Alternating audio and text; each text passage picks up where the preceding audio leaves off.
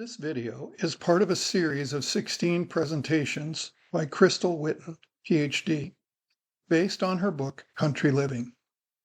See the video description for availability. The free videos can be found as parts 361 to 376 at www.preparingforthetimeoftrouble.com. So these are different things that I've, over the years, kind of collected a list of things I've seen people do or I've done myself. The first one is, if you want to start making money on your farm, one of the first things you can do is start baking bread. Lots of coffee shops will sell your bread. You can sell it at the farmer's market. The ingredients for bread probably cost, I don't know, $1, $2, and you can sell it for $6, $7 a loaf. And so every morning you could make bread and make 10 to 20 loaves 3 or 4 days a week, and you have a nice income that is supplementing maybe your retirement or any other income. And while the bread is baking, you can always make brownies or cookies or cakes, and you can add those to the baking. What would the investment be?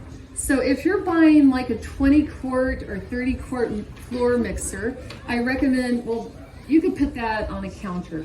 But if you buy anything too much bigger than 30 quarts, it'll be a flour mixer. But you can get a flour mixer, you set it on a rolling cart. So you bring your flour mixer in your kitchen, you add all your ingredients to this big mixer, it mixes it up, it kneads it. You take it out, you cut your dough, you weigh, you want usually about a pound or a 2-pound loaf. A bigger loaf would be 2 pounds. And then you have ovens. You're gonna need an investment of ovens because you're gonna probably need more than just what your kitchen would come with. So probably for an investment of maybe $3,500, $4,000, you can start baking, having your own bakery at your home. And this is something you can do. You can still go on vacation. You're not leaving behind a business. The other option would be, and this is something that I got involved with a little bit, is having a food truck. So a food truck means that you have a trailer or some kind of RV that is fitted out with a kitchen in it. And you can have your ovens in there, you can have your mixer in there. And I know some people in Texas that do this. They have one of those little tiny houses and they've made it into a bakery, and they bake pies and cookies and bread in this little tiny house. That's their bakery, and then they go sell it at the ABC in Keene, Texas. I've heard about that. So there are ways to monetize your skills. So does anyone like to bake bread? Yeah, so this is a way that you could immediately start making some money and bringing in an income. The other thing is, a lot of times people need help with packing and moving. If you're very good at that, that's something that you can charge a set fee per day and help people pack and move. Because I know from experience, I moved a lot, and when it's you moving, you could be the most organized person on the planet, but when it's your move, it can get very chaotic very rapidly. So people like to have, they'll be very happy to pay someone to help move. You can organize estate sales. When someone dies, contact their family. Maybe they have a house full of treasures and you get 30% of the sales. So that can be a way to have an income, and you're not working every day, you're working maybe once or twice a month. Consignment shops. How many nurses or physicians do we have here? Any? A couple.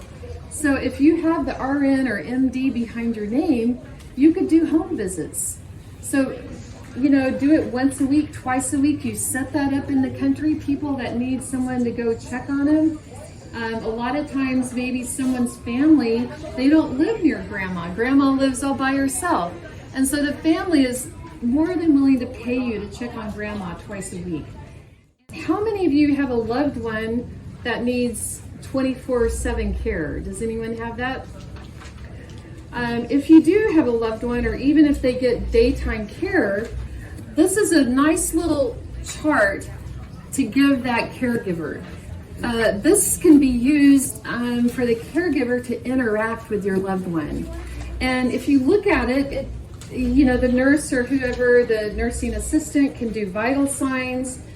They can document if your loved one had a fall or if they're unstable. You document any concerns, any supplies that are needed, did any visitors come by? Because a lot of times, if you're not there, you might want to know if your loved one had a visitor, right? So I think it's really important to have a record like this, and maybe you could start your own little business, having people go sit with people during the day. And when you fill out this form every day, it makes people feel like they get a lot of value out of your services, right? Because otherwise they think, oh, they just go sit there and they watch TV the whole time. But this caregiver form can actually be very beneficial for both the caregiver and for the people that are hiring you. And you don't necessarily have to be a nurse. Might help if you're a nurse, but you know, this is one way to make some money in the country, is monetizing your skills. There's a lot of ways to monetize your country home. You can exercise with others. Did you know that people will pay you to come walk with them 3 times a week? They pay you by the hour. So otherwise people aren't going to get out. But if they know someone's coming and will walk with them, it's going to benefit you and them as well. Exercise classes, well checks on the elderly daycare. Yes. Dog walking, excellent. Meals on Wheels. Maybe you want to cook, maybe you love to cook, and maybe you can make 10 people a meal for $10 a meal. You just made $100. You know, plus you would subtract your food costs.